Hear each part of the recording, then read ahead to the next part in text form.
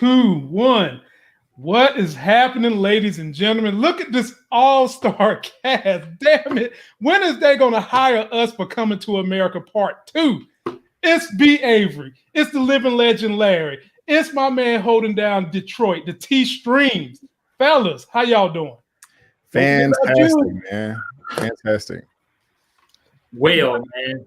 Brandon, I'm still jealous. Because your mic enhances your voice so much. I don't know what the hell I'm going to do. You want me to downgrade real quick? No. Look, and Larry got the old professional grade mic, and we still don't sound like you. Yeah, I got another mic I can switch out, if you want to keep everything balanced. Just let me know. Man, hell no, man. No. And T Streams, you looking mighty good up there yourself, my brother. What you working with? Like you got some new cameras and stuff, new haircut?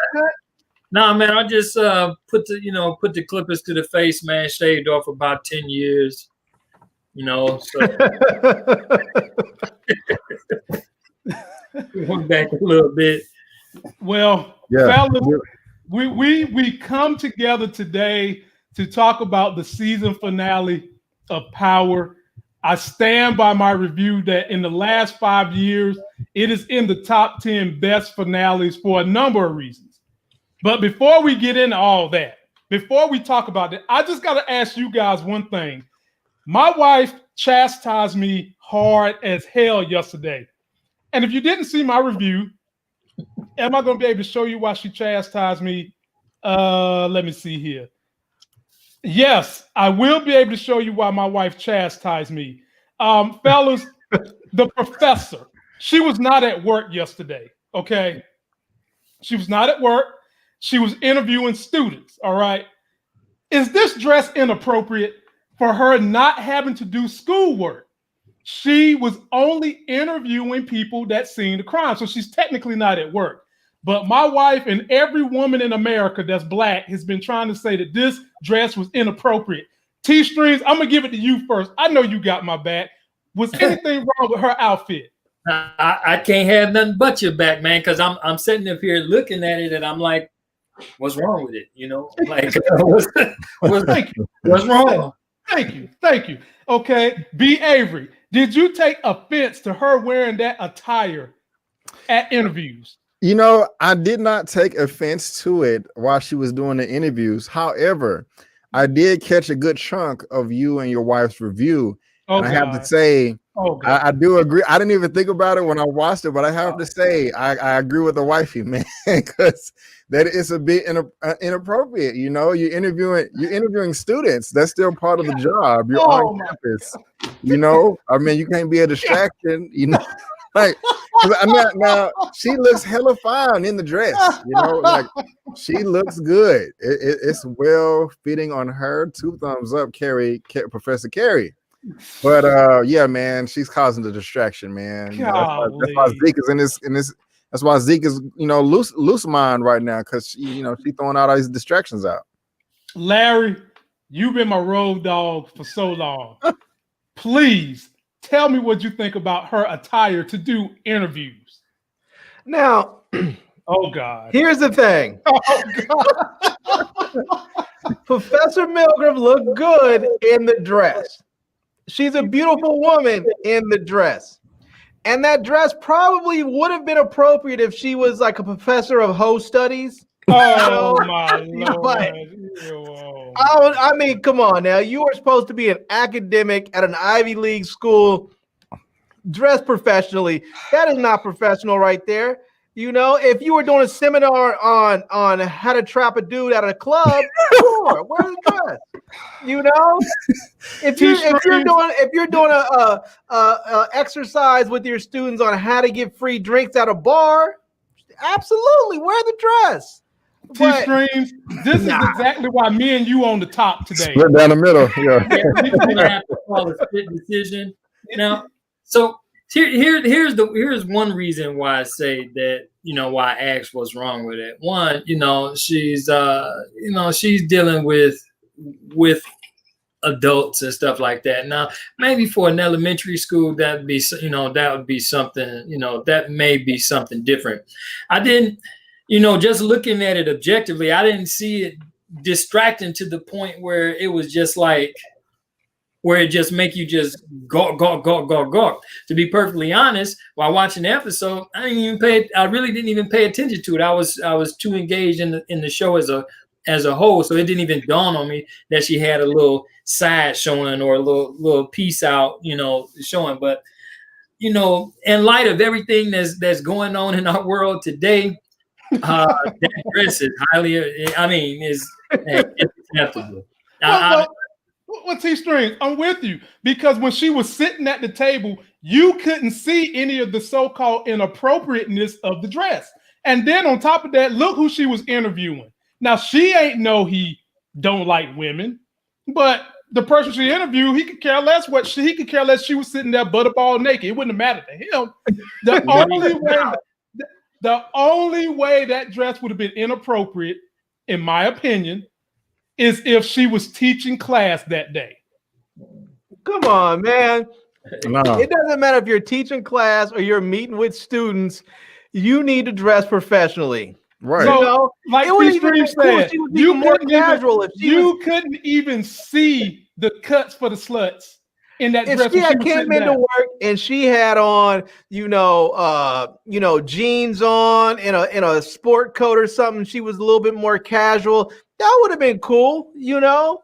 But even if she would have came in with some leggings and some jeans, and sneakers or something, but what? She was in a hoochie dress. I don't know, man. It was a bit much. She was still working on campus with students. She was in the class. She was in the classroom. They was interviewing them in the classroom. Well, the people they was interviewing, I'm assuming. I'm not even gonna go there because I'm not about to let y'all take my joke and run with it. I've learned my lesson with y'all this year. I'm not giving y'all no more free jokes to use against me when it involves Carrie. So I'm gonna just leave it alone. And we're gonna go ahead. Lamont? What it was? She's worried because she knows what Zeke's into and his family's into. She's worried that Zeke might not be around very much, so she put her for sale sign back on. This guy. I'm sorry. I need to be politically correct. Women are not for sale. Lease with an option to buy. No. See, what y'all arguing about is exactly why Hillary Clinton could not win the election, because she ain't dressed sexy enough. That's what y'all arguing against. Women get upset and they call each other out for nothing. And y'all know that I ride for Professor Carrie, but I'm gonna tell y'all, like I told my wife, as of next season, I'm done. I'm pulling the rope. I'm out on Professor Carrie and I'm riding with Lauren. I'm out. I do like Lauren. Lauren is legit, but Hillary Clinton didn't win because people didn't like her. Exactly. That's my response to that as well. Yeah, but that's basically what it is. I bet people would laser. Oh man, yeah. She looks good. Now, ladies and gentlemen, let's get into the meat and taters of this thing. Let's start out with a good old clip that kind of signifies everything that happened in this episode. And y'all know it involves the Hellraiser himself. Here we go. You see this bullshit right here? This shit exactly like him. Just like Ghost. If I ever see you again, maybe by then I'll be worthy of his name, right? We ain't never gonna see each other again.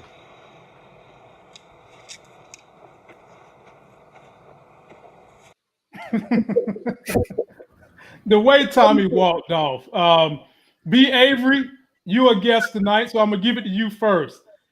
Give us your synopsis of this episode, and then we'll chime in behind you. I loved it. A lot of surprises in the very beginning of the episode and at the end. Both I did not see coming. Overall, I'm satisfied with how the season ended, but I'm still disappointed with what one character did. I won't say it now. I'll save it until we talk about that in detail. Mm-hmm. But I'm also surprised that Tommy came back, and it just makes me more excited for his series. But for the most part, I'm happy with how they wrap things up, and I can't wait for season 2. Yep. Larry, thoughts? Overall? Overall, I was a bit disappointed in the episode. Oh my Lord! And hear me out. I was disappointed in part of the episode because I felt like they wrapped everything up a little bit too tight. It was almost like you see those episodes after a show has been on for a while and they're not sure if they're going to be able to come back for another season, so they start wrapping up all the loose ends to sort of let the fans feel like it's come to a nice, tidy ending. That's what it felt like. It felt like they were wrapping everything up so tight because they weren't sure if they were getting a second season. And it felt like they were closing off and tying everything up a little bit too tight. So I wasn't left feeling like, oh, I can't wait for next season. I'm just feeling like, okay, whatever. Like this, they could have done this and this could have been a one-off season. And I'd been like, okay, whatever. Because they wrapped it up too tight. There was no cliffhangers. There was no real lead-ins to the next season. It was just, with the little bit that they did have was inconsequential. Like the whole thing about Sax going to work with Meth McLean. I don't really care about that. I don't think anybody really cares about that. It's just, I don't know. It was okay. Okay. I'm not saying it was a bad episode, but it was disappointing more than exciting for me. Wow. T-Streams. I'll get back to Larry's point in a minute, but T-Streams, overall thoughts on episode 10. Well, I got 2 thumbs up. Man, dude, I was like this in my TV the whole night. I'm talking about it was just like glued on my face. I'm like, yeah, I was into it. And then when I saw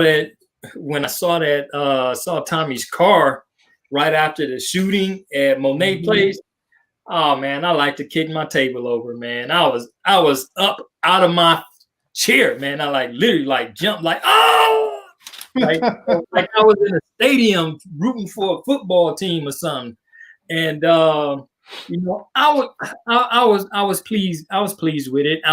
I was really surprised that they jumped straight into the trial, because I thought that was going to be the cliffhanger for the next season. But what I ascertained from everything is that Tariq is now he's now cut loose. He has no mama ties. He solidified himself. He's in the game now. Now it's on him, And I think it with them breaking those ties, it sets up a clean slate for them to take Tariq in whatever direction that they want to take him in.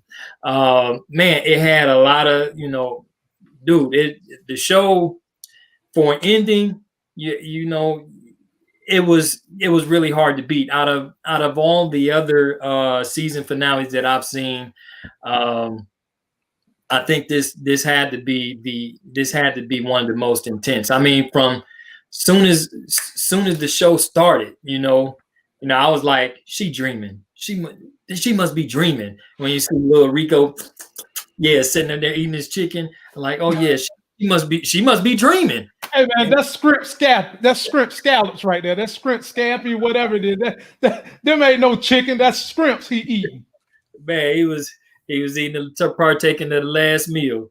But I have to take issue with the way they played that character on there. It felt so silly and just like it just felt really silly. The way they did it was just they made him a caricature of a bad guy. It's like, see, I guess at this point I want more sophisticated characters, and I feel like they're not giving it to us. I feel like they're treating us like intellectual lightweights with the character development, the way they're portraying them. It all just feels so silly and juvenile in a lot of ways. It's just I told Larry last week, I said a real gangster, if he wanted somebody dead, he would have shot up the outside, then he would have went inside and took care of business because he didn't want to worry about them coming for him. And it played out just like I said. She came for him against Daddy Tejada's word. Jump on in there, B. Avery. Yeah, I don't necessarily disagree with you, Larry, as far as that's concerned, but at the very least, I'm still entertained, and right. I liked what's his name, Rico.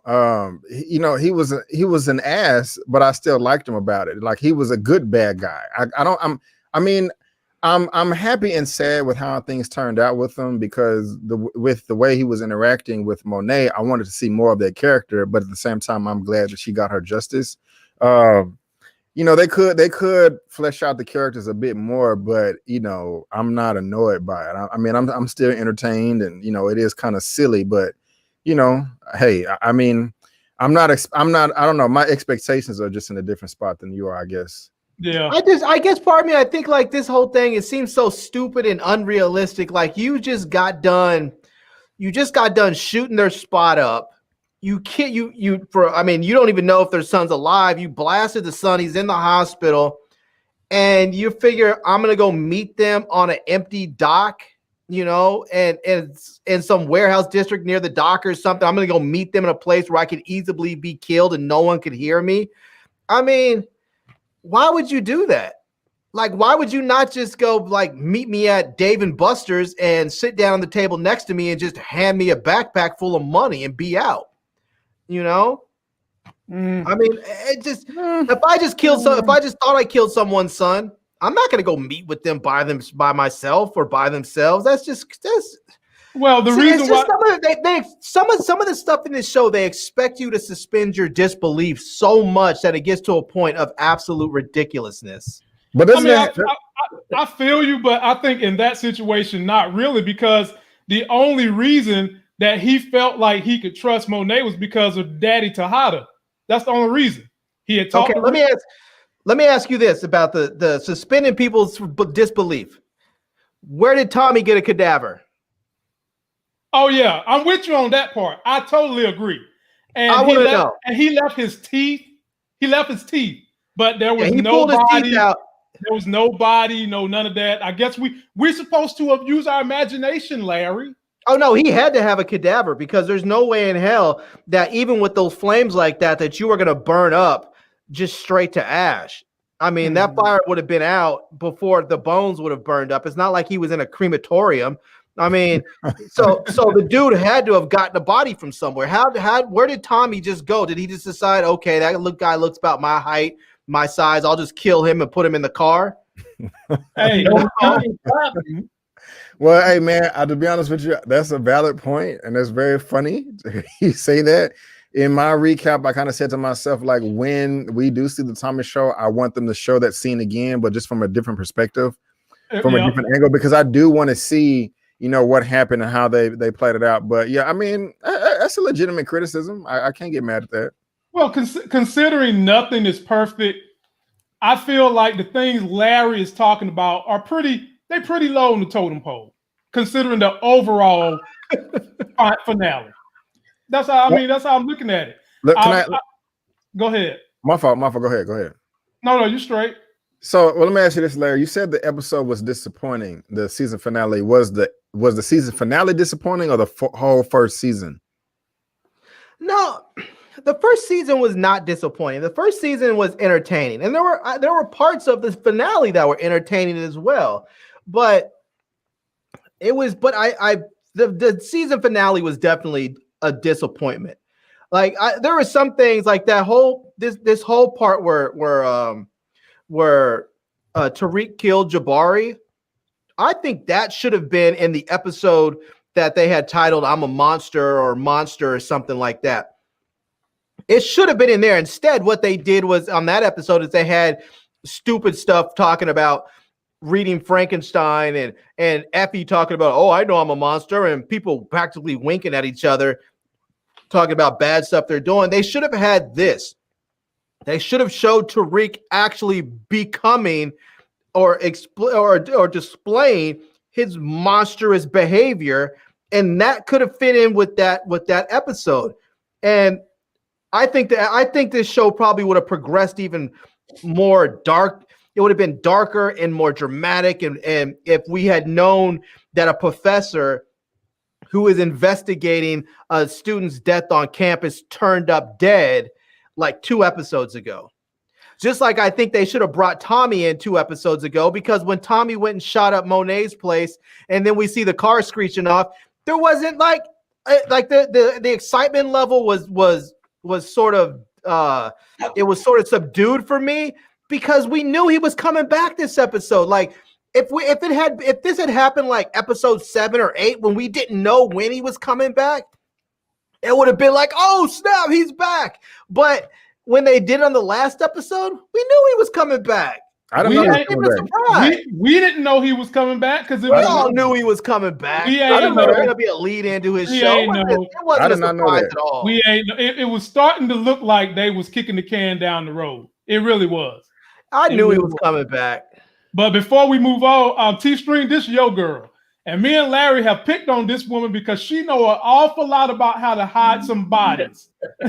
You can chemically burn a body to instant ashes. It's slightly complex, but possible. Larry, I ain't messing with no Tressa C. I can tell you that right now. The next time I go down south where she at, I will not be hitting her up to say, hey, let's do a YouTube, because that chick know way too much about how to get rid of some bodies. Yeah, she's saying you can chemically burn a body to instant ashes. You can, if you're going off on some, Breaking Bad stuff where you go get that, where you have a tub full of sulfuric acid and you basically melt them, but you're not gonna chemically burn a body in an instant to ashes and somehow have all of that contained in a car so that you can disguise it in a car fire. I mean, don't get me wrong. They had to make it entertaining, the whole car chase, and it runs into a box of some sort of electrical box and it blows up. It's all fun to see the fire, but it's just I think they were just expecting us to suspend our disbelief a little bit too much in that instance. It's just there was too many things that didn't fit right. Oh, by the way, Sharonda said you didn't send her the link. I just texted her and said I sent it via IG. Gotcha. T-Streams. Let me go ahead and get this can kicked down the road a little further. You brought up that trial. Give me your thoughts and highlights of that trial, which I told y'all was something up with that judge, and I told y'all was something up with Stephen Ottman. And man, how much power does this guy have? Is he the head of the DNC? T-Stream, speak on it. Speak on that courtroom. I don't know if he's the head of the DNC or if he's the shot caller next to the head of the DNC, the face of the one who's actually calling the shots. Because I noticed throughout the episodes, he always has to go and pick up a phone and make a few phone calls. However, the trial sort of went out just how we sort of assumed that it would. They had to flip it back on Sachs to create reasonable doubt on his end in order for it to come up with this whole mistrial thing. And that was really the only way that Tasha was coming home and Tariq wasn't going to jail. It was just convenient that Sachs' niece was there, and they just played the cards right. And so I was watching a little editorial that Courtney, what's her name, Courtney Kemp or whatever, that she had made by having Tariq hire Tamika because she didn't want it to seem like that he was. Oh, look at that! Well, ladies and gentlemen, trouble just showed up. Ladies and gentlemen, y'all are so disrespectful. I'm sitting here watching Cobra Kai, and I look at my phone, and I'm like, wait a minute. You just want me to argue every night, didn't you? Okay. Let's see how it is. Oh, I know you don't want to come for me tonight. Oh, I'm coming for you. How you doing, Miss Williams? How you doing, Sharonda? I'm sorry, I just totally I'm so sorry, y'all. You all good. Yeah, you all right, but my wife listened to a portion of your review, and I don't got a whole lot to say to you either. because she caught the part where you was talking about you didn't like the inappropriateness of Carrie's dress, and I'm defending her dress. Damn it. I'm defending the dress. I'm going to defend it because she was sitting down, and this is the problem with the women's movement, because y'all hate on other women too much. Let me tell you something. Carrie was dressed like she went on an all-night binger. She went to all club, okay? She realized she probably realized it was daylight outside and she needed to get her behind to work. Who is wearing that at work, y'all? She had the sides out. She didn't have no bra. She had the nipples out, the titties out. Then she sat down and had on the knee-high boots with the thigh split. With the thigh split. Exactly. Hey, look, man. If you interviewing me, I'm telling you everything dressed like that. Hell, all you got to do is say, and you getting all the information out of me. It was part of her plan. It was part of the plan. That's it. I couldn't even be mad at Zeke for grabbing her like that because I was just like, man, who are you trying to serve it up to? The investigation should have been, what are you wearing? That should have been an investigation. Yeah. So you trying to say she was trying to serve it up? She was trying to serve it up to Jabari because she didn't know she was going to see Zeke. Is that what you're trying to say? Oh, she was trying to see somebody. Okay, she was trying to get her another Zeke. Okay. She just saw somebody. Contract. In case he don't get that contract, she's gonna get her another basketball star. Okay. Damn it. See, I do not want to see any lock and keys. I don't want to hear y'all all the logical Carrie and all the jokes. I don't want to hear none of that. We got enough people picking on that poor educator tonight. We've got 3 individuals picking on a woman who is a woman of high education. She is a woman who has a problem, and she's trying to fix her problem, ladies and gentlemen. She goes to a counselor for her issues, and we got people up here that just want to downtrodden this damn woman. They have abolished that plot point. Sharonda, how do you feel about that relationship, though? I'm curious. Zeke and Carrie. Baby, she desperate. Because Zeke country bumpkin don't know nothing that's happening. He ain't smart. He can't have no intellectual conversation with somebody like Carrie. The only thing he got to offer her is the D. And I don't even know if he's a college student. Is the D really that good? Have you really experienced that much? Because when he told Tariq at the beginning of the season, 5 minutes, there ain't somebody I'm spending my 5 minutes on. 5 minutes? Hey, he said he'd be done. He said he'd be done in 5 minutes. Let the grown men speak on this. If you know what you're doing, you can get a woman where she need to be at in 5 minutes. Damn it. I don't care what you say. If you know what you're doing, you can get people there in 5 minutes. That is true. You know what I'm saying? You can get them down that Tesla in 5 minutes. You ain't got to take them on an hour-long payback ride. Low money. You can get them down that Tesla. Nowhere with no 5 minutes, okay? You ain't get nowhere with no 5 minutes. Well, it sounds like somebody got some broke boxes around here. If you can't get there in 5 minutes, I don't know what somebody doing. That's all I'm saying. I don't know. I will say this. Professor Milgram looked great for a woman going to the club. Oh my! Here you go. Yeah. And that's what it was. She looked great for a woman going to the club. I'm getting out this conversation. I'm getting out. I'm getting out. But I'm gonna move y'all along to the courtroom scene. Sharonda, what did you think about that courtroom scene? Baby, let me tell you something. That courtroom scene, I was just sitting there with a smile on my face. When Tamika gave the look like, she got the look like, in your ass, okay? In your ass. It was always in his ass. When Tariq was like, but I remember I saw you with a gun. I remember you got me drugged up. I said, Tariq, do tell. Keep telling. Keep spilling the tea. Keep spilling the tea. Now, how did you feel about your favorite character, Riley, being in the courtroom? What the hell was she there for?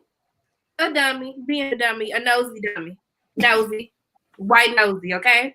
Is she even white? She looks Asian.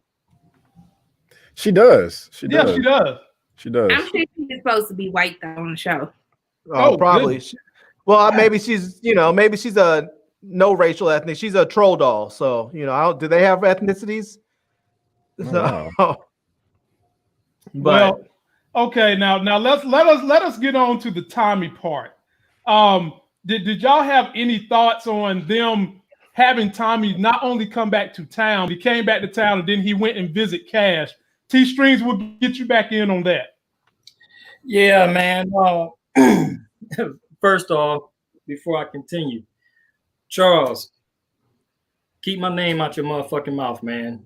You're not even on my level, so don't even come in the comments putting my name in your mouth, all right? So somebody's up there out of cup. Could you repeat your question, man? Somebody had me distracted for a second. Somebody got out of pocket. Shoot, I missed that one. I was saying, how did you feel about them having Tommy come back in town and then he meet up with Cash before he go to handle his business?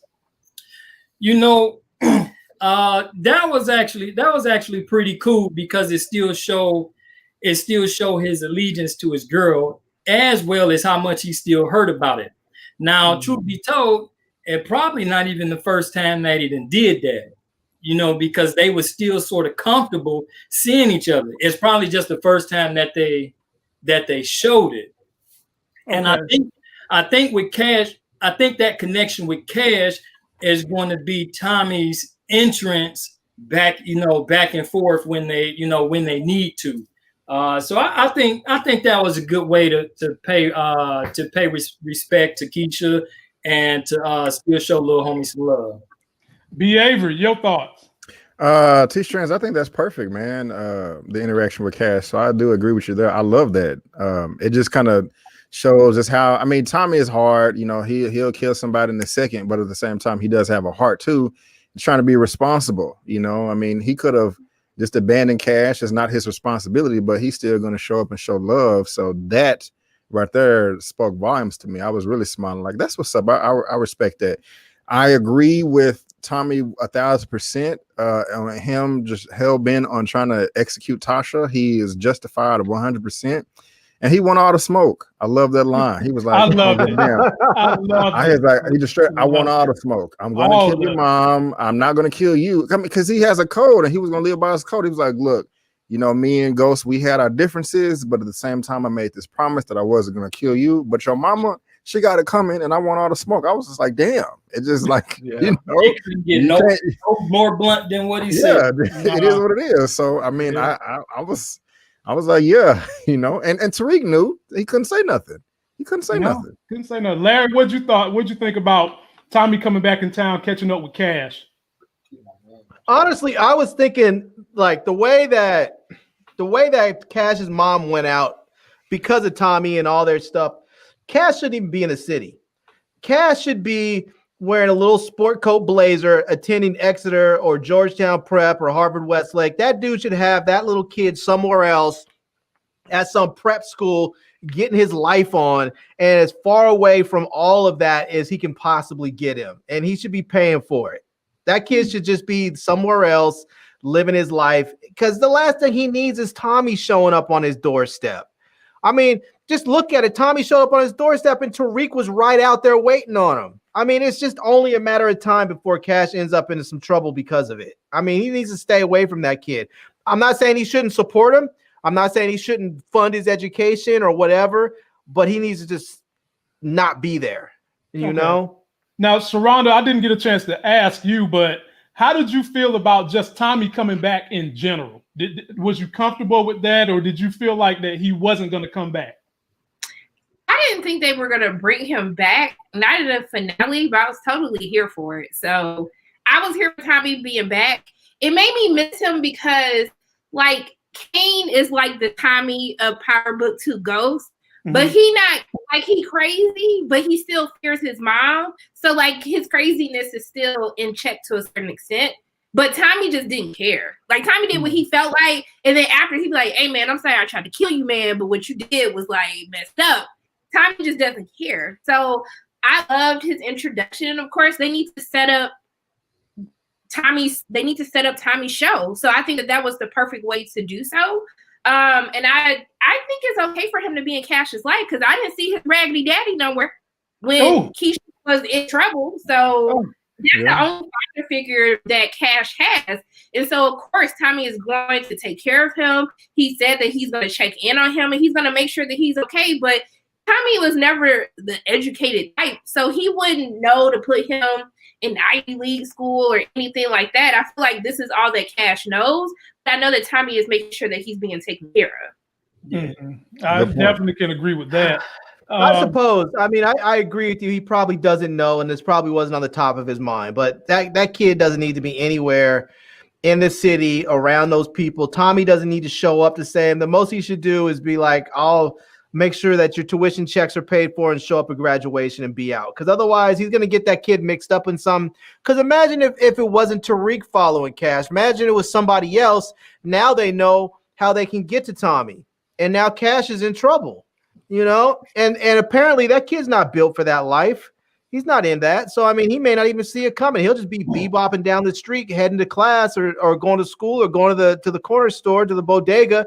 And next thing you know, he gets shot up or kidnapped or whatever else because somebody's trying to get at Tommy. But who's looking for Tommy? Who's looking for Tommy, though? Not yet. I mean, Tariq was in this moment. Tariq was looking for him and found him in a heartbeat. But Tommy did. Tommy's not dead. Tommy's dead. The only people that know he's alive is Monet, Tasha, she in witness protection, so we don't even know where the hell she at. So it's just for a second. You know what? I'm about to. This dude Troops TV talking about Larry has the worst opinions as usual. You know what? My opinions are about to even get worse just for you. You know, all these little trolls out here tonight. Man, y'all have I've been reserved today. I'm about to let loose now. Oh, y'all tested me. You know what? I'll tell you, for all you think my opinions are worse, here's one I think for you. I think Kane's actually gay. How about that? I think Kane has repressed homosexuality issues, and that's why he's so violent and so hostile. And I think that's what it is. He's always upset at Tariq because I think he actually is into Tariq. You know, so I think him and Diana are gonna fight over it. It did look a little weird when he was having sex with a girl. It just it was something about it. It was just the only people that have sex that fast and that hard is somebody who's trying to get out of the pussy as fast as they can because they didn't want to be there in the first place. Yeah, that's what it is. So are you saying that I'm saying he's gay? You saying he's just like your boy from Shy that was having sex the same way with Candy Burrs? Gay. Okay. I didn't watch the show, so I don't know. But. Okay. That's what I'm saying. I'm saying that Lil Murder might fight him for Uncle Clifford. That's what I'm saying. Oh my Lord, have mercy, boy! If we going places I had no idea we was gonna go tonight.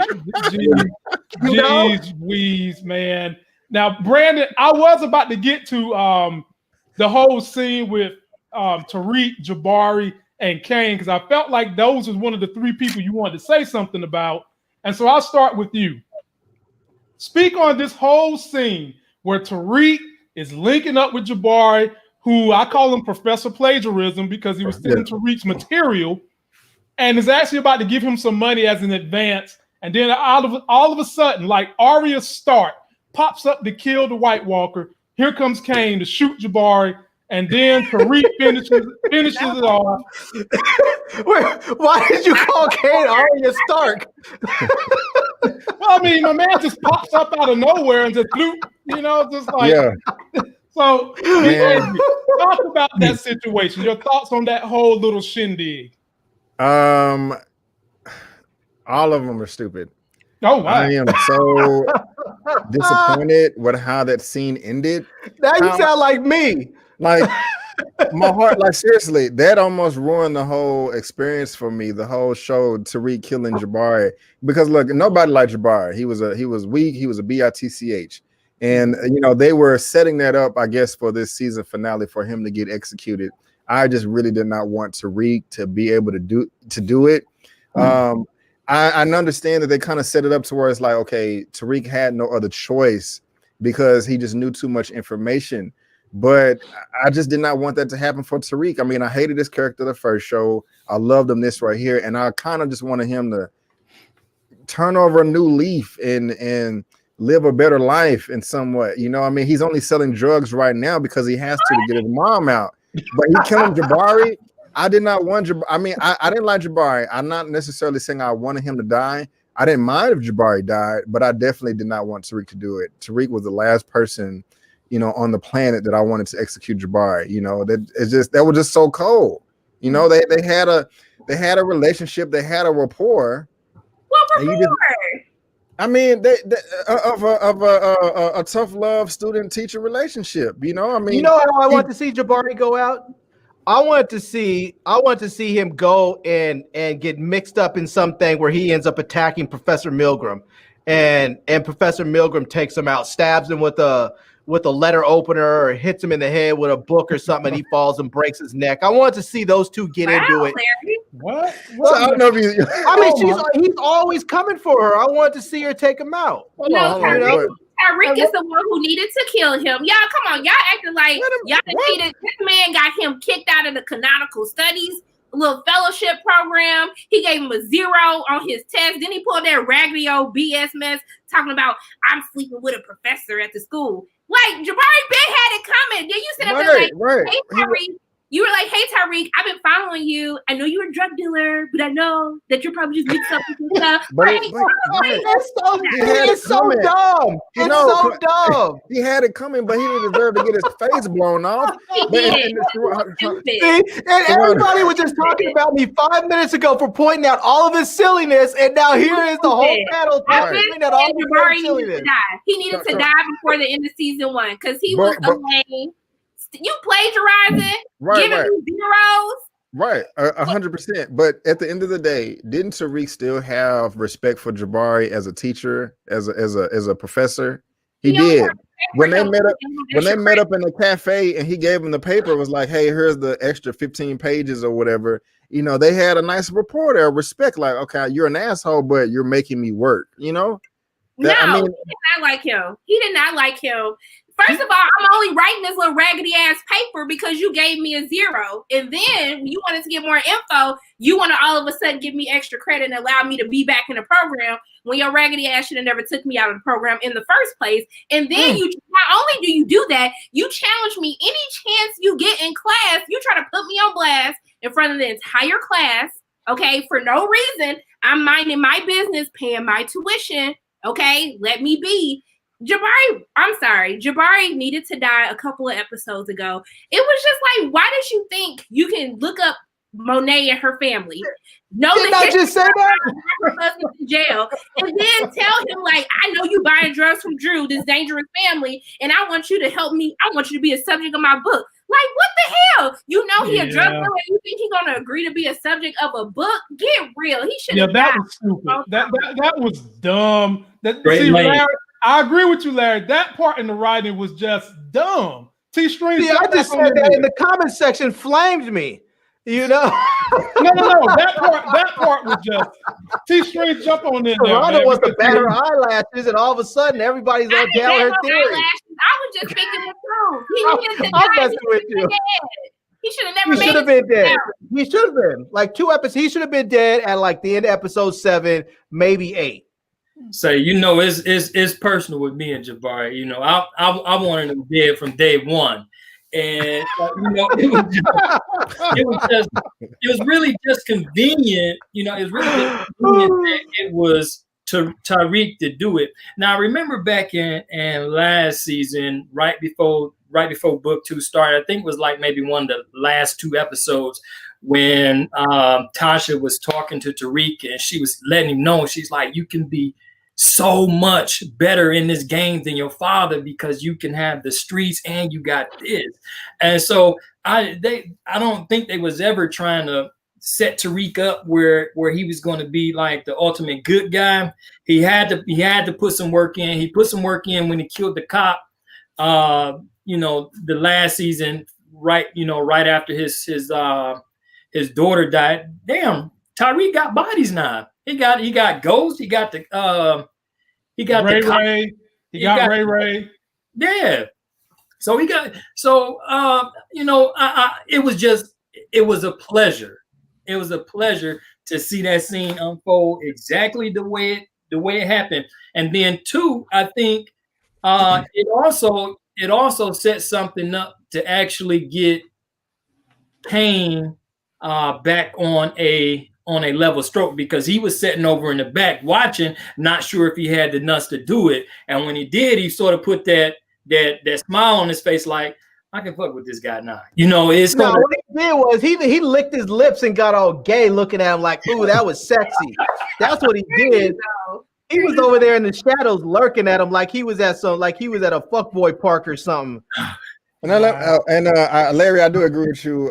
What's his name? The T dude in the chat. He said something about my comment too as well. Saying, yeah, Troops TV. Nah, man, I'm standing by it. Tough. And Sharonda, I agree with you 100%. Jabari was whack as hell. I mean, whack level 9,000. He took it to a whole nother level, you know, powered up. But I'm saying all of that still did not warrant him to get his face blown off. I mean, he deserved to get his ass kicked. But but murder like that? Yeah, but just murder. He didn't deserve to die like that by Tariq, in my opinion. You know, I don't mind him dying. I just didn't want him to go out like that. You know, like I would have been happier with it if he had gotten taken out sort of by accident. You know, if he had got caught in the crossfire of something where, you know, because he's running around, sneaking around the city, following Tariq.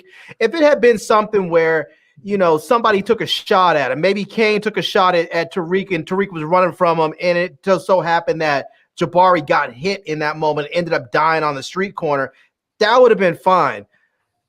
Just the way they did it, it was just.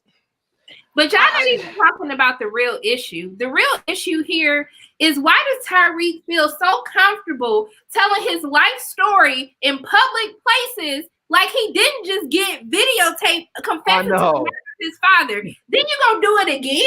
We just gonna do it again? That's what we're doing? What are you talking about? I'm confused. Yeah. He was like, I had to fight my daddy. I had to fight my best friend. Well, he's like, I had to kill my daddy. I had to kill my best friend. Oh, you're talking about right before he shot Jabari? Yeah, because he's been telling his whole life, see? Like, I'm doing this. Have I not been saying it's just straight lazy writing? No, he was trying to convince him. He was trying to convince himself that was the right decision to do, and he had no other choices. People do that stuff all the time, and like we all have lied to ourselves sometime in life. You know, like we know we shouldn't be doing something, but let me talk myself into it to make myself feel better. I'm just saying. He just almost went to jail for a videotape confession in the damn graveyard, in the cemetery. Like, but it was the cat was already out the bag per Kane. Cause Kane came already out there, out in the open, blabbing the mouth, talking about this and that, yada yada yada. So I mean, if anybody else was around, they already heard or seen. So it's like Randall Sparks says, "What if Monet is actually an undercover FBI agent?" Randall, you can't go giving away the spoilers for next season. You can't go giving stuff away. Here we go. She got a body on her too, so that's unlikely. Well, she got two bodies on her. She got two bodies. Yeah. The first one was weak. Well, let me ask you guys this question. I pretty much have a feel of how you all felt about this review. So my next question, I'll give it to T-Streams first. Where do you want to see next season go with this story? I like to see it focus. I like to see it go ahead and narrow the focus down on Brayden and Tariq, like I'm assuming the intention is for this particular story. You know, I want to see them make more connects. I want to see, I want to see them go through what we didn't get a chance to see Ghost and Tommy go through. If they're gonna follow Tariq and make him the next Ghost per se, then I want to see them exclusively focus on that. I know he's still got to finish his school before he can get his inheritance and all that other stuff, but I don't want to see it drug out another 4 or 5 seasons with him still in school trying to finish a 4-year degree. So that's really what I like to see. that right there. Okay. Sharonda, where would you like to see it go?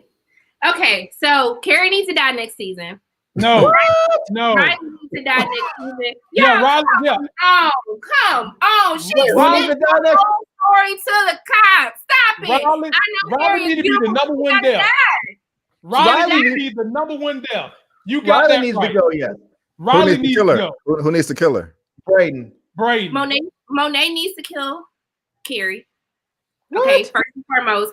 She literally told the story to the cops after she knew Zeke told her don't do it.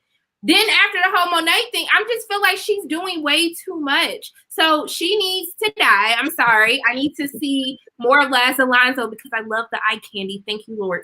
Well, she can't die because that's going to be the new love interest for Carrie. Why? Mother's milk? Mother's milk. No. Mother's milk. Yes. All right. And then I need Sax to die because I don't understand how Sax is made it. Oh, he's not dying. He needs to die. I feel like they're trying to shove Sax down our throats. Why does Sax get a sex scene? Why he broke up with his girlfriend Rebecca, the blow up doll. So. Yeah, he broke up with the blow up doll. He's really not that needed, but it's fine. Whatever. I actually want to see Braden start his own business and challenge Tariq, where they has a new dynamic and Tariq has competition on campus. I want to see that. And I need them to focus. I'm really tired of the love triangle between Lauren, Effie, Curtis was supposed to love me, and Diana, because I like Effie. I think Effie gets him. They're the same person. Diana, she not ready. She couldn't even handle not trying to blow up her business over her own personal feelings for Tariq. And Lauren just doesn't do it for me at all. I just feel like she'd be trying too hard in the first place. But that's pretty much what I need. But I need Ramirez's body to cause some problems. That's gonna happen.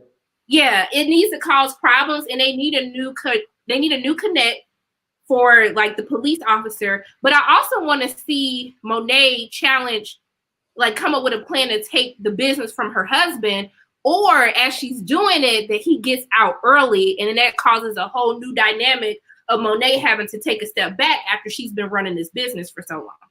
Now, I can definitely see that there's going to be some resistance to the husband and Monet probably dealing with the way Tariq is doing business. I see that writing on the wall.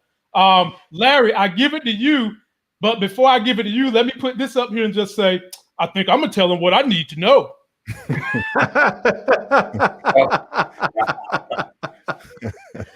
Oh, man.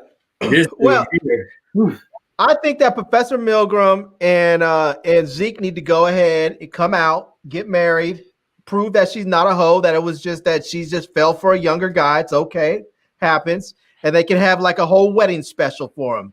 But I think that the cop's body is going to come back because if you guys did notice, Kane did the stupidest things that you can do, which was took his badge and kept his badge. And he took the gun, which, he gave to Tariq, but he kept the dude's badge. We have no idea where that is, except probably sitting in his drawer somewhere as a trophy. So at some point, he's going to get raided or he's going to get caught, and that badge is going to come up, and it's going to bite him in the ass. I want to see – I agree with Sharonda. I actually want to see Tariq with Effie because I like those two together. I kind of feel like Diana's she's like that. She just seems dumb to me. She's pretty, but her character just seems dumb. I don't really like her. I feel like Lauren is the chick that you get with during your senior year after you've gone through your hoe phase, because Lauren seems like wife material. So you don't want to get with her and then ruin all of that by messing around and being a dumb college student trying to juggle 2-3 women. So you just put her on ice until your senior year, and if she's still available, then you date her and then you keep her forever. But I think he can't be with Effie for too long because the two of them together would probably destroy each other because they're both monsters. They would probably just start this huge drug organization that would get out of control. And it's just, I think they're dangerous together. They would be good together, but they're also dangerous and would probably destroy each other. So now as far as Sax, I'm not trying to look at anybody, but dude looked like he had been preparing for a Marvel movie or something. You know, he laid it down for Rebecca. Now he laid it down. He had the abs too. I said, "Okay, sex." I still don't like your ass. Okay, I see you. See, I told you a couple episodes. They're building Sax up the way that he came at John Ott in the courtroom where he told him to shut the hell up. They've been building Sax up. They've been giving him a little bit of intestinal fortitude, and I think he's I think that he's gonna come back next season, probably working with McClane, and he's gonna be a little bit rougher around the edges. We're going to see a different type of Sax next season. He's not getting killed. I think Sax is going to be here for the long haul of the series. B. Avery, where do you want to see him take this thing? Yes. I couldn't wait till you came to me. First of all, like a lot of y'all said, Riley needs to die. But not only does she need to die, I want her to get hit by a car. I want her to do something stupid and somebody's chasing her and she runs out into the street and she just gets pancaked by a bus or a car and slip over the hood. That would break that. That would be like the best TV show ever. Oh my God. I also want to see, I doubt it will happen, but I want to see Tariq and Monet smash. The reason why is the most. Wait a minute. Did I wait? I could see that. Wait, my headphones here. I can see that. Not elaborate. Wait a minute. Did you say Tariq and Monet? Yes, I can see that. Tariq and Monet. I'm not mad at you for that at all. One of the reasons is because it's so outlandish and like just far from reality of happening, and just, hey, why the hell not? You know, like, you know what, Tariq, you really are something. You know, I wasn't trusting you, but you're making me money and you're getting kind of older. You're looking good. My husband is locked up. Hey, what's going on? You know what I'm saying? How about this? He smashes, and now Diana has beef with her moms. Wait, there's more. There's more.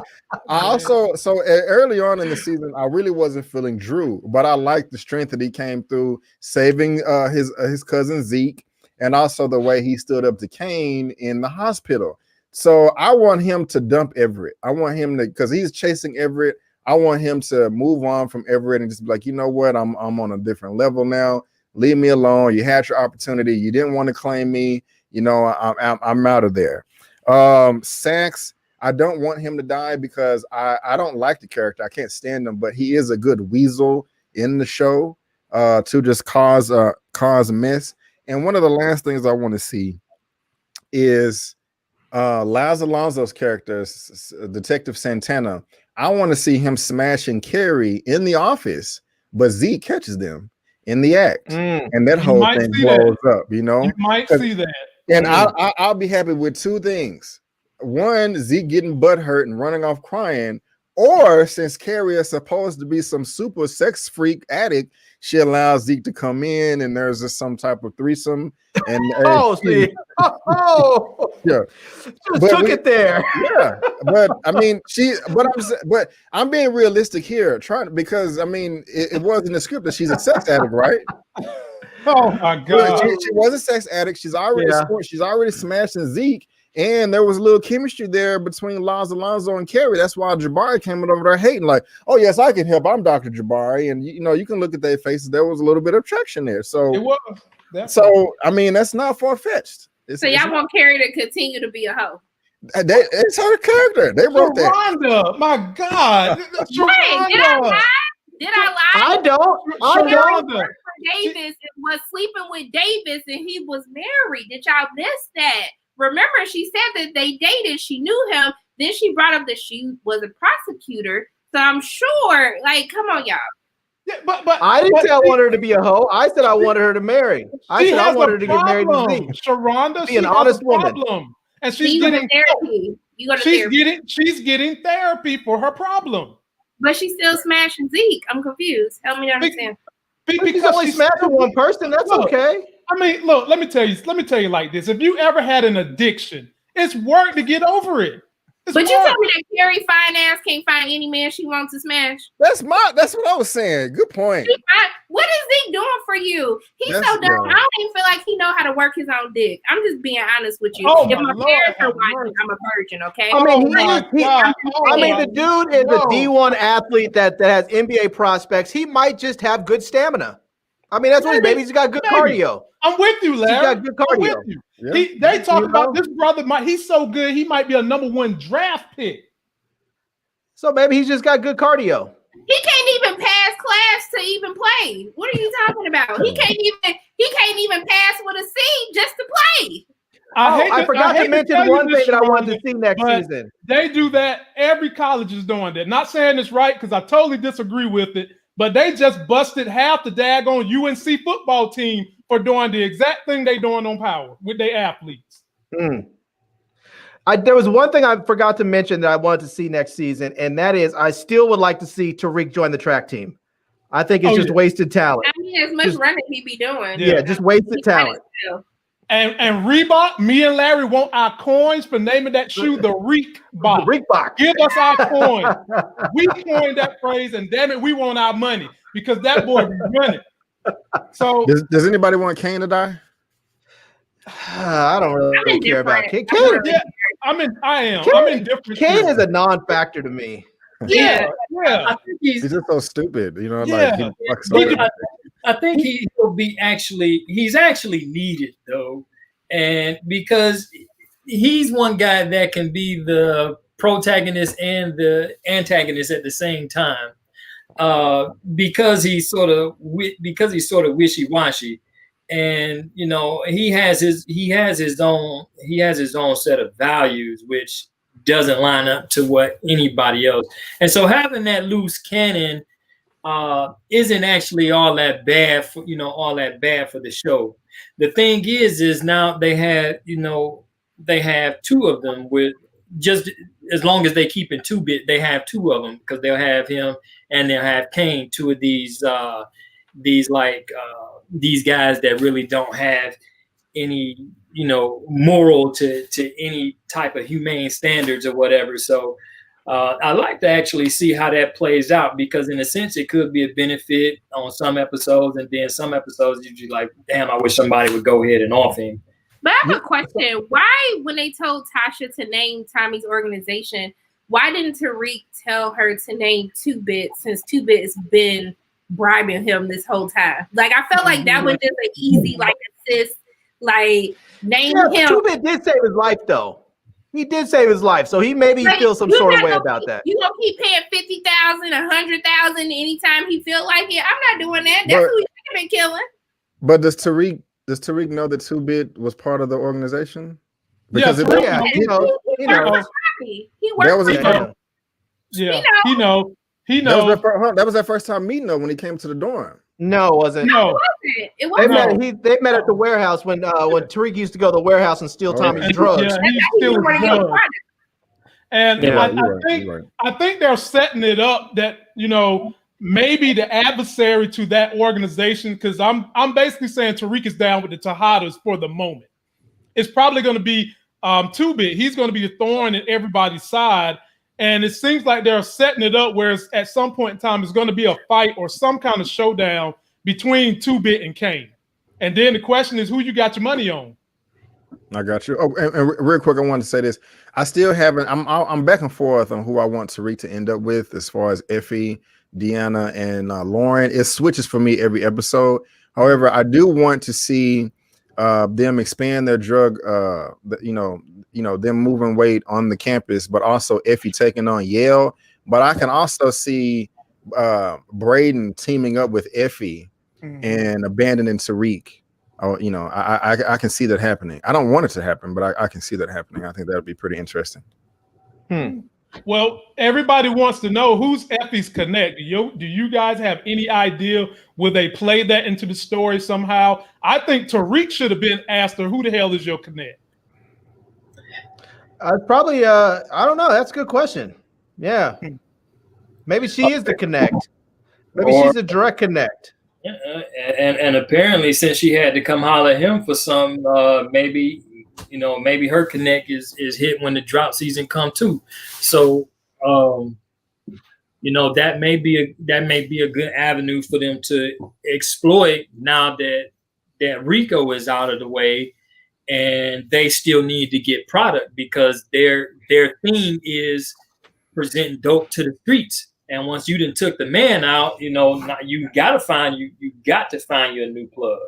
Mm-hmm. I'll tell you what would be interesting. Go ahead, Sharonda.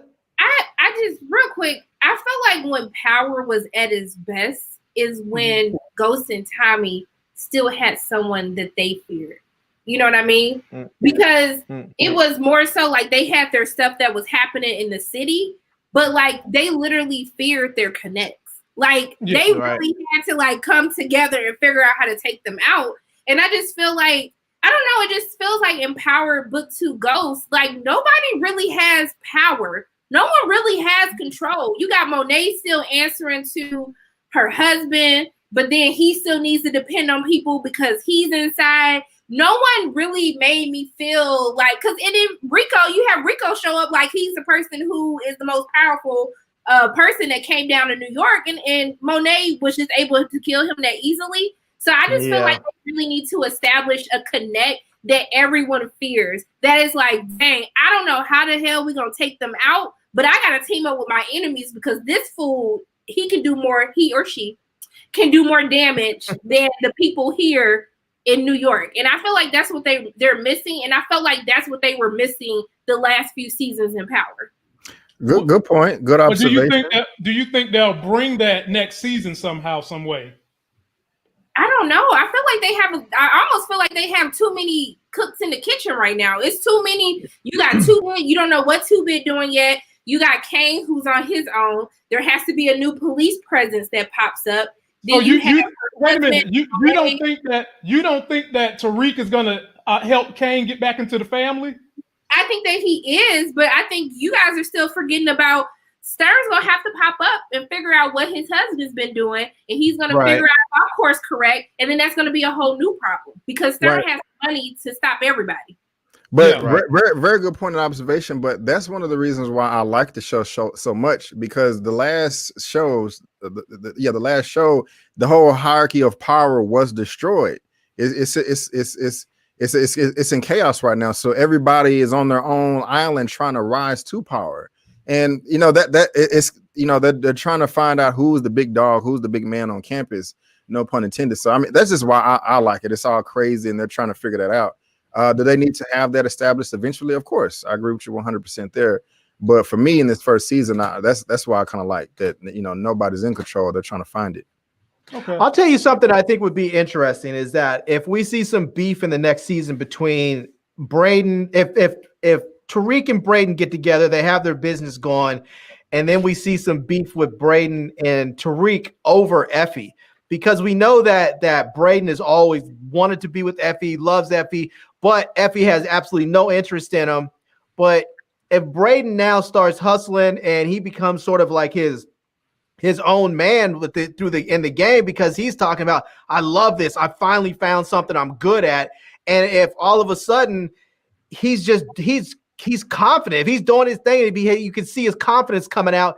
Effie sees that women are attracted to confidence, men are attracted to confidence, people like confident people, and if she sees that, their relationship, that dynamic may change, and that could maybe cause some conflict between Tariq and Effie if Effie all of a sudden starts feeling Braden, and we already know Braden's feeling her. So that could be kind of fun just to see those two end up. I mean, it's sort of classic, people fighting over a girl or a boy, whatever, but it still could be fun to see how it plays out. Final question I got for you guys. It has nothing to do with this show per se, but more of the Power universe. And Sharonda, I'll start with you. Are you excited, or do you have any feelings about Power Book 3, Kane and Rising, or whatever they're calling it? I only want to see the timing one. I mean, I'll watch the other ones, and I'll definitely give it a chance to win me over. But I don't feel like watching a raggedy high school kid do it. I feel like we have all of that with the college stuff with Tariq. I think it'll be interesting to I don't know. I really don't want to see no young Angela. I'm really tired of all of that, to be quite honest with you. I'm just here for the whole Tommy aspect.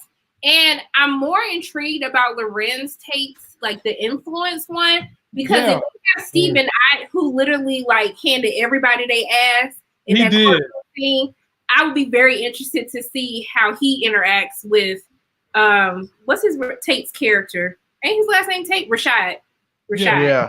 I'll be interested to see that, but I'm only here for Tommy. They can still win me over.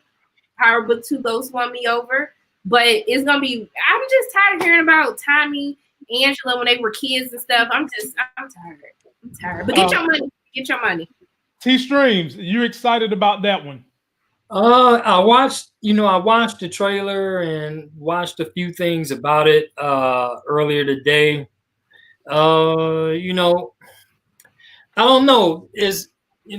When I think of them doing some 90s retro stuff, it could be interesting, but I'll just have to give it a shot. Just based off the trailers, the trailer that I saw, there was not anything that actually bait and hooked me. And so I'm gonna just have to take it with stride and catch it when it come on. I'll give it a couple of episodes to see if this up to par. And I'll get all I can say is I'll give it a shot. But it did the trailer didn't.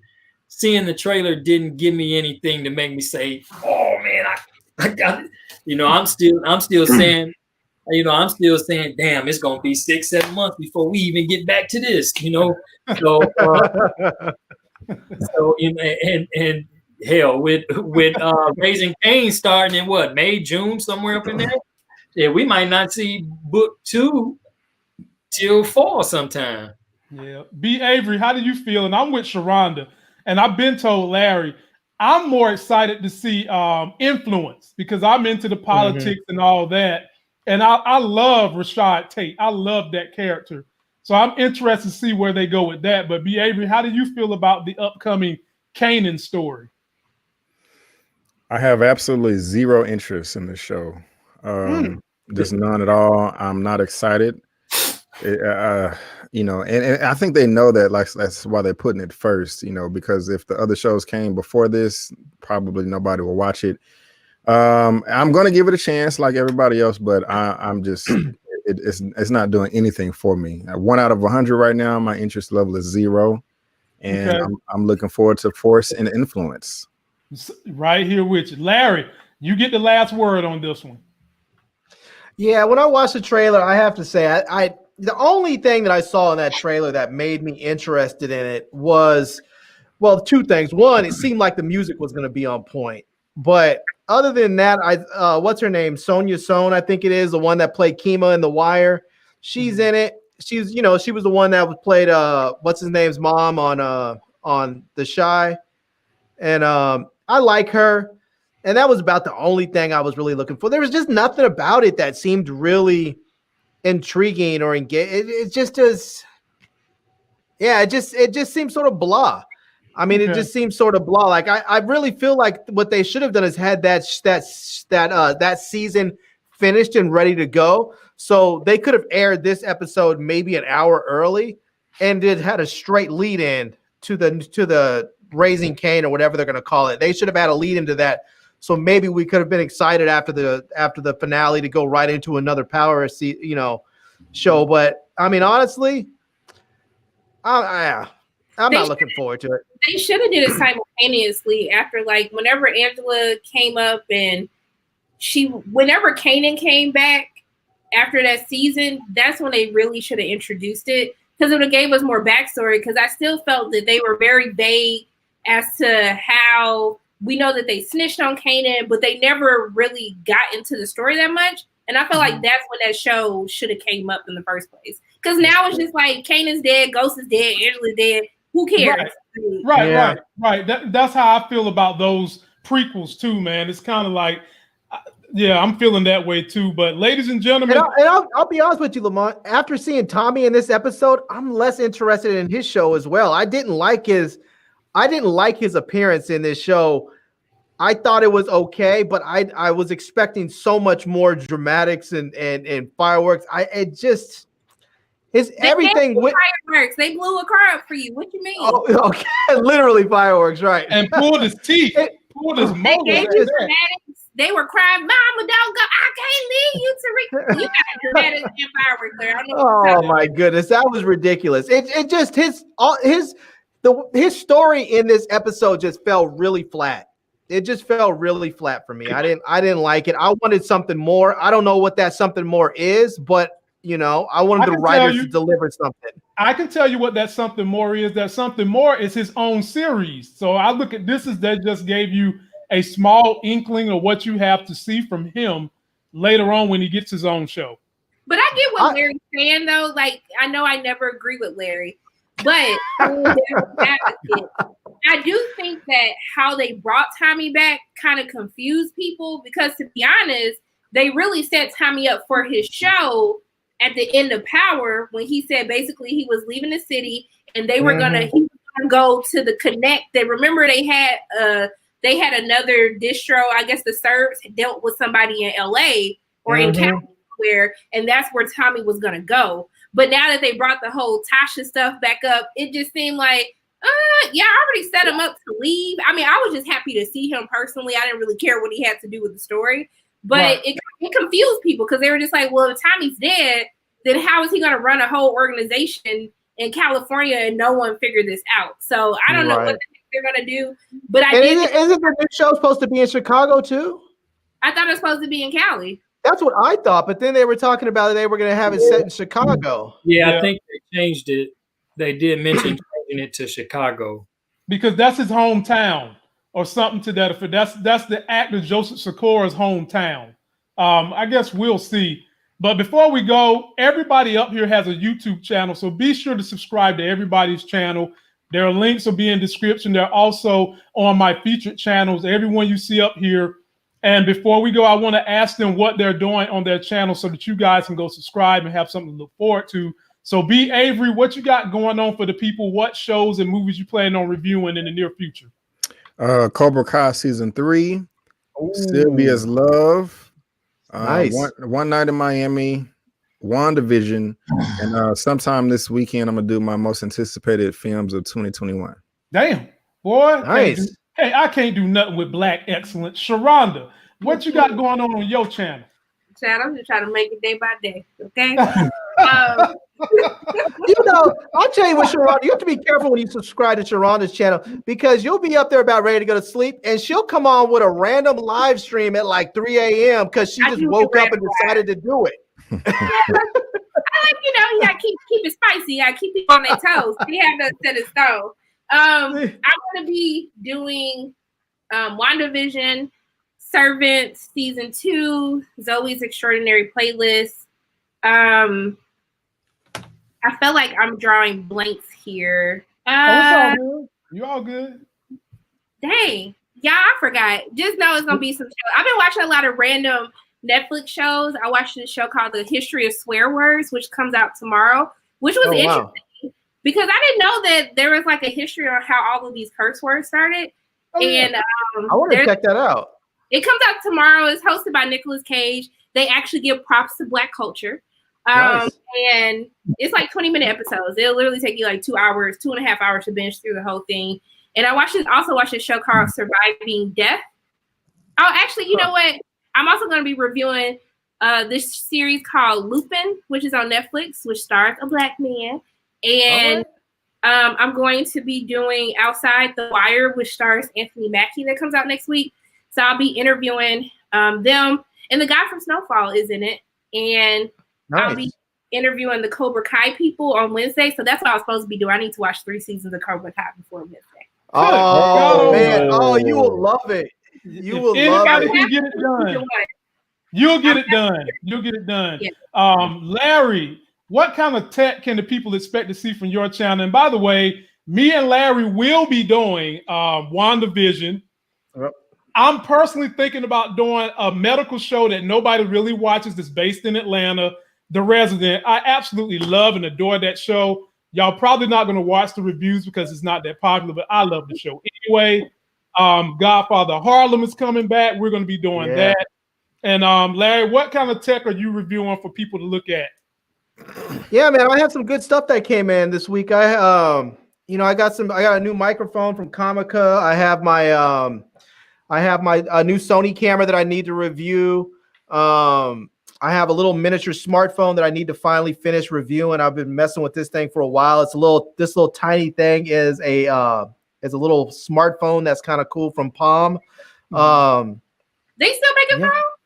They do. They make a phone, and it's very, very cool. And the kind of cool thing about this is that if you can actually have your cell phone company hook this up as a companion device. So let's say that you have your iPhone and you don't want to carry your big phone, you can have the same number on both phones, so you can leave your big phone at home and just take the little one with you. People caught up. That's about to ruin a whole bunch of relationships right there. You gonna leave your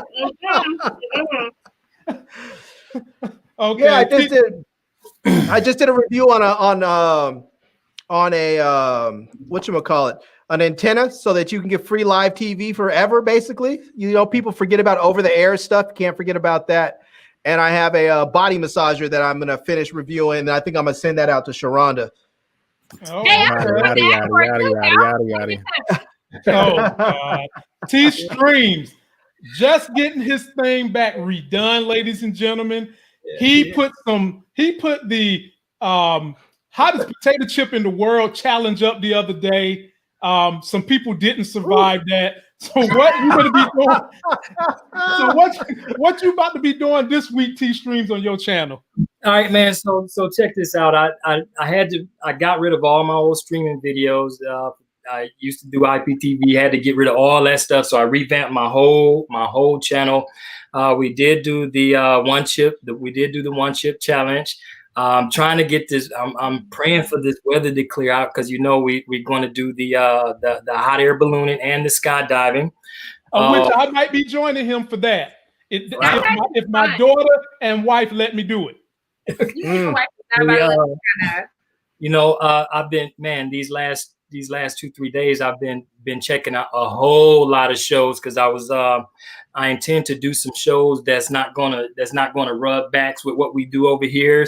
And I think I came across a 2 or 3 little hidden gems, and I'll watch a couple more episodes and just sort of get a feel for it.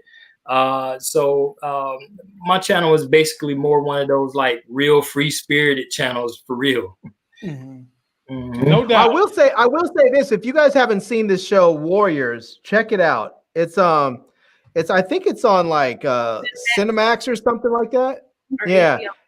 Oh, excellent show. It's set in San Francisco, like I believe it's around the turn of the century or something like that. It has a lot to do with, it's about Chinese immigrants that come in, and it's actually the story that was written by Bruce Lee back in the day that never got made. And so one of the executive producers is Bruce Lee's daughter, and it is a absolutely fantastic show. It is incredible. What's it called? Warriors. And this y'all is never on read Bridgerton though? Huh? I don't know. Is it good? It just never caught my attention. Somebody else asked me earlier. If you love soap operas, if you like messiness, if you like Downton Abbey, if you like soft porn, it's all there for everyone. Okay. Oh my God, it's in there. How would you say it compares to like Game of Thrones? As far as the porn? No, not that part. Here is coming. Do any of you guys watch? Do any of you watch American Gods? Yeah, I stopped after they got rid of Orlando, though. I had to stop. Yeah, I'm disappointed in that. Yeah, man, I haven't gotten into it, but people say it's that fire. They say that and Snowfall is the fire. Yeah, I'm gonna binge Snowfall. I'm gonna review that next month. Okay. Blood and Zeus. Did y'all watch that? Another season? Y'all need to. If y'all watch anime, y'all need to watch Attack on Titan, because I love it. Love it. Are you watching the new season? No, I haven't started the new. Is it good? Well, I didn't know what the hell was going on until episode 4, but now it's good since I know what's happening. But Attack on Titan, huh? I'm gonna check that out. It's really good. Larry, it's fire, man. It is real good. I mean, and I don't even understand how the cover doesn't suck people in. If you don't know anything about it and you see the cover that they have for the show, that should get you sucked in. But that is a real good. Really I'm good. Old school, so I still call it cartoons, even though it's anime. I'm going to clarify. When y'all say Attack on Titan, did it start off where like giant people were eating little people or something like that? Yeah, okay. Exactly. Okay. It's really good. One more recommendation about anime, King and Ashura, that is on Netflix right now. They got 2 seasons. Okay. Every episode, somebody's getting their ass kicked with a different style. It's badass. Wow. Like, if you want to see somebody, Damn. I'm here for it. Yeah, if you want to see somebody get their ass kicked, and it's so unpredictable what it is. Just real quick, it is a worldwide tournament of the best fighters in the world. And like these companies that are worth like billions and billions of dollars, like put up their own fighters, and it's just like a big ass tournament. It's crazy. It's bloody. It's insane. You know. Did any of y'all ever watch a show called Into the Badlands? Oh yeah, I didn't finish it. I didn't finish it either, but I watched it. I watched some of it because y'all let it finish it. They canceled it. They did. They canceled it for real. Yeah. Damn it. Well, you know, it's funny. The one thing I liked about that show is the cinematographer for that show he used to vlog a lot, and so he was giving people all this behind the scenes stuff about how they were actually shooting it and making it. And from for someone who's a photographer and filmmaker, it was absolutely just wonderful to see like a big budget production like that. How they're all the intricacies of how it's being made. So, anyways, it was pretty cool. I just never finished watching the series. So, well, ladies and gentlemen, like I said, nowhere else can you go to see a greater collection of African-American talent that you've not seen on one screen since the first Coming to America. It's right here. Everybody also watch Big Mouth. What's that? Also watch Big Mouth on Netflix. Forgot about that one. I don't know how y'all YouTubers have time to watch all this stuff, man. I don't, but y'all getting it in. Oh, by the way, y'all, I'm splintering my other channel. The Life Game Reviews channel is going to be strictly about finances, the stock market, real estate, all the things I've done to have success. You might want to follow that one if you want to follow my journey and get those gains in the stock market this year, so that y'all that missed out this year on when we done those videos, you won't miss out this year, because that channel is going to be completely dedicated to helping you guys make those life gains in the stock market and real estate and consumer finance. So check that out too. I will be trying to link up with some of these people because we're going to be doing some of these shows. WandaVision, we'll try to get Sharonda back. We'll try to get Brandon back. I'll try to get on one of her live streams to get on her nerves sooner or later. I was ready to do it last night since Larry was talking all that smack. See, you should have had me on there. Well, we ain't but one text away. You know what I'm saying? We ain't but one text away. I mean, and if we weren't in Corona, we would be one text away from being in your city doing the live beside you. So don't invite me on your channel. Crazy on us now, because invite me to your channel. I'm coming through ready to get muted. Get muted. Yeah, they don't know what to do with you, Larry. They don't know what to do with you. Oh my God. Well, ladies and gentlemen, subscribe to everybody. That is it for this crazy live stream. Some of us will be back on Wednesday, and we'll have some things we're going to talk about on that Wednesday as well. Don't forget to like the video, comment, subscribe to everybody. Until that next Sex is Hell video, we will see you.